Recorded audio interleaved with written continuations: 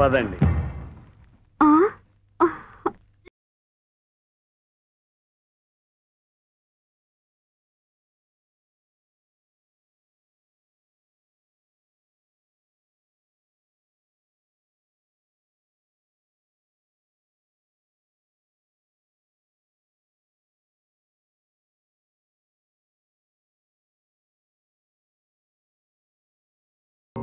బాగుండదు, పదండి.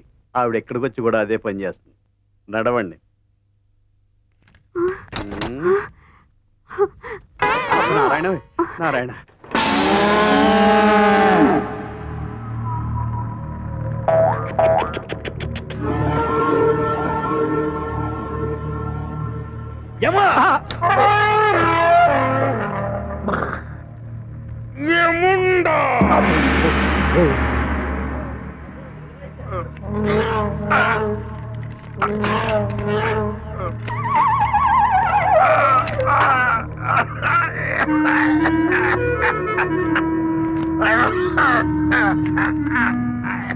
మంచి నీళ్ళు వస్తున్నాను స్వామి. జలము తెచ్చుచుంటుంది, ఒక్క నిమిషం నిగ్రహించుకున్నాడు. సేవింపుడు ఈ వింజామరలతో వీచువారు బత్తాలు ఇవ్వలేదని పని ఎగ్గొట్టినారు. గదగోళ ఎందుకు స్వామి?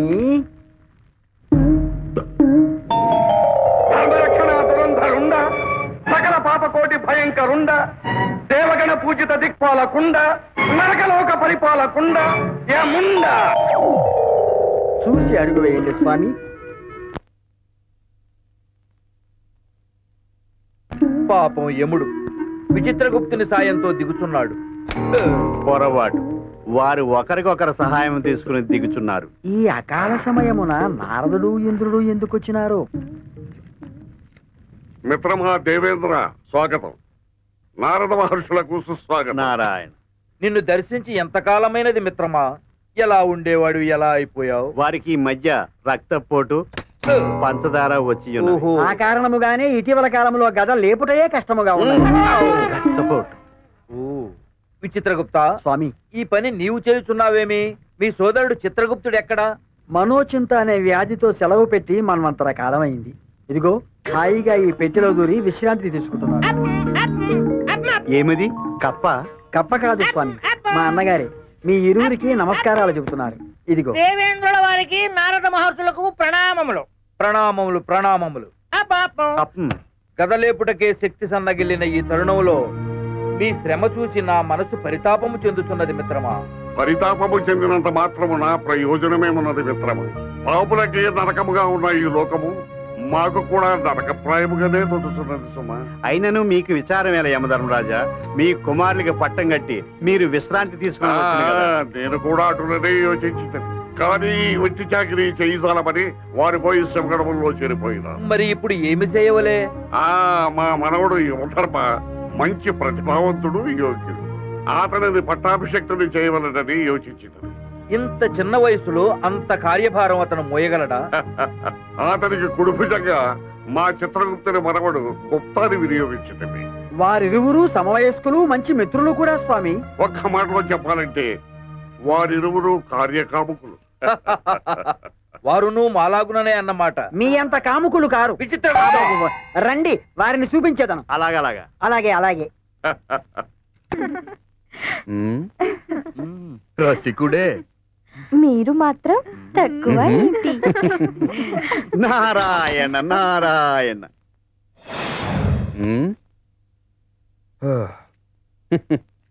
నారద మహర్షులకు ప్రణామములు. నేను కూడా. చిరంజీవ చిరంజీవ, సుఖీభవ సుఖీభవ. ఇంకెక్కడి సుఖం? మధ్యలో తమరొచ్చారుగా. వచ్చాను కాబట్టే విషయం అర్థమైంది.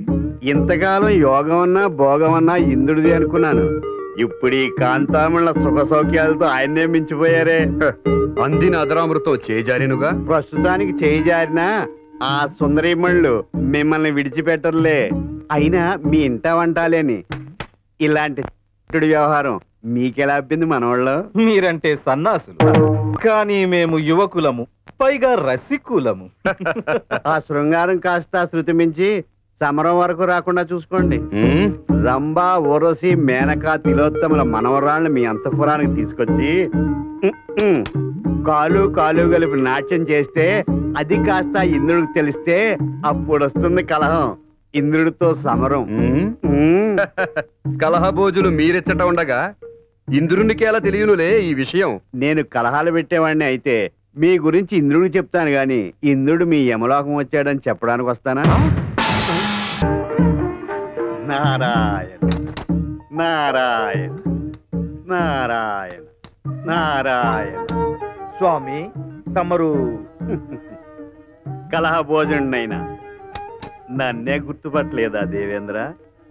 మన్నించండి మహర్షి, ఏ యుగంలోనూ గడ్డంతో చూడని మిమ్మల్ని ఇలా చూచి ఏ బైరాగో భిక్షువో అనుకున్నాను. ఇంతకీ ఈ గడ్డం ఏమిటి స్వామి? జ్ఞానం పెరుగుతుందని తపస్సు చేశా, గెడ్డం పెరిగినది. అడ్డంగా లేదు కదా, అలంకారంగా ఉందని వదిలేశా. ఏం బాలేదా? బాగు బాగు, ఏదో ఒకటి పెరిగినదిగా సంతోషం. బృహస్పతుల వారు సరిగ్గా సెలవిచ్చారు. అవును, అనుకోకుండా తాటిపండు ఊడిపడ్డట్టు ఊడిపడ్డారు. నా పదవికేమీ ముప్పు లేదు కదా? అంటే ఏ పుల్లటడానికో కరటడానికో వచ్చానన్న కదా మీ అభిప్రాయం? ఏదో నా భయం నాది. మహర్షులు రాక రాక వచ్చారు. ఏమిటి విషయం? అక్కడ మీ మిత్రుడు యమలోకాధిపతి పాపులకు శిక్షలు వేసి వేసి అలసిపోయి కృంగి కృషించి హీనమైన స్థితిలో ఉన్నాడు. ఆఖరికి తన గద తనే లేపలేని పరిస్థితిలో ఉన్నాడు. గదబద్ధకము కాబోలు. పాపం. అలా పాపాలు చేసిన వాళ్ళ తాకిడి ఎక్కువయ్యే ఇక తట్టుకోలేక ఒక నిర్ణయానికి వచ్చాడు. ఏదైనా మంచి నిర్ణయమా? మీ కొంప ముంచు నిర్ణయం. ఆ యమధర్మరాజు త్రిమూర్తులను కలుసుకుని కొన్ని వేల కోట్ల సంవత్సరాలుగా నరకంలోనున్న నాకు స్థల మార్పిడి అవసరము, అందుకని తనకు స్వర్గమును మీకు నరకమును. వలదు వలదు, ఆ దరిద్ర నీచ నికృష్ట యమ పదవి నాకు వద్దు. నేను ఈ సింహాసనం వదలను కాక వదలను. కావాలంటే మీరు ఈ సింహాసనంతోనే వెళ్ళవచ్చును. భూలోకంలో కూడా కొంతమంది రాజకీయ నాయకులు మీకులాగే కుర్చీలు పట్టుకు వదలరు. మీరు నరకానికి వెళ్తే తగులుతారు. మునీంద్ర, చెప్పిందిరా. ఇప్పుడు నన్ను ఏమి చేయమందురు? ఆ త్రిమూర్తుల కాళ్ళు పట్టుకోనా? మీకు ఇంకా ఈ అలవాటు పోలేదా? దాని వల్ల ప్రయోజనం లేదు. రండి చెప్తాను. మీరెక్కడికి? మీరుండండి, మీరు రండి. యావండి మిమ్మల్ని చెప్పు. ఎప్పుడు ఆ పుస్తకాలు చదవడమేనా? ఇవేవ్ ఈ గరుడ పురాణం పుస్తకంలో ఎప్పుడు భూమి మీదకి దిగేటప్పుడు జరగబోయే వింతలు విచిత్రాలు మొన్న సగం చదివాను, కామసాగం ఇప్పుడు చదివేస్తాను. ఏంటి చదివేది? ఈ యముడి గురించి. ఎవడు కాదు, నువ్వే నా పాలిటి ఎమ్మెల్యే దాపరించావు. ఆ దరిద్ర పుస్తకం ఏదో బయట చదువుకో. రాత్రిపూట మూడంటే రెస్పెక్ట్ లేదా? మొగ్గుడు పిల్లలు లెగుస్తారే? వాడు పడుకుంటే మాత్రం ఏం చేద్దాం? ఈ మల్లెపూలు పెట్టుకుని దాని నుంచి రారా? మల్లెపూలు పెట్టుకున్న పిల్లలు నీలో ఏదో తేడా కనిపిస్తుంది. శ్రీ గరుడ పురాణం. యముడు భూలోకమునకు వచ్చు సమయములో ప్రకృతిలో అలజడి మొదలగును. దూరం నుంచి నక్కల అరుపులు వినిపించును.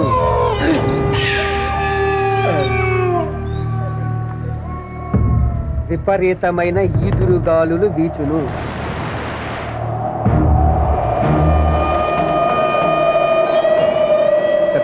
ప్రేతాత్మలు ఊదినట్టుగా దుమ్ము తూలి లేచును. ఆకాశంలో ఉరుములు మెరుపులు.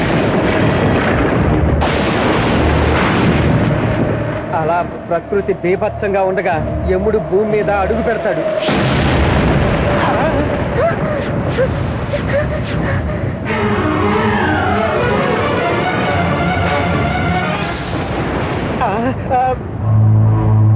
మిత్రమా, ఏమది?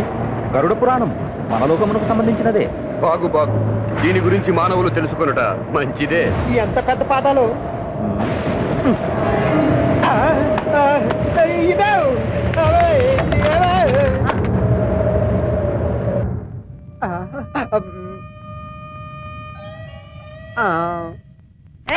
ఎప్పుడు పడితే అప్పుడు చెయ్యేస్తే చెయ్యి ఇరుగుద్ది. ఈ చెయ్యి ఎందుకే లేదే? అయ్య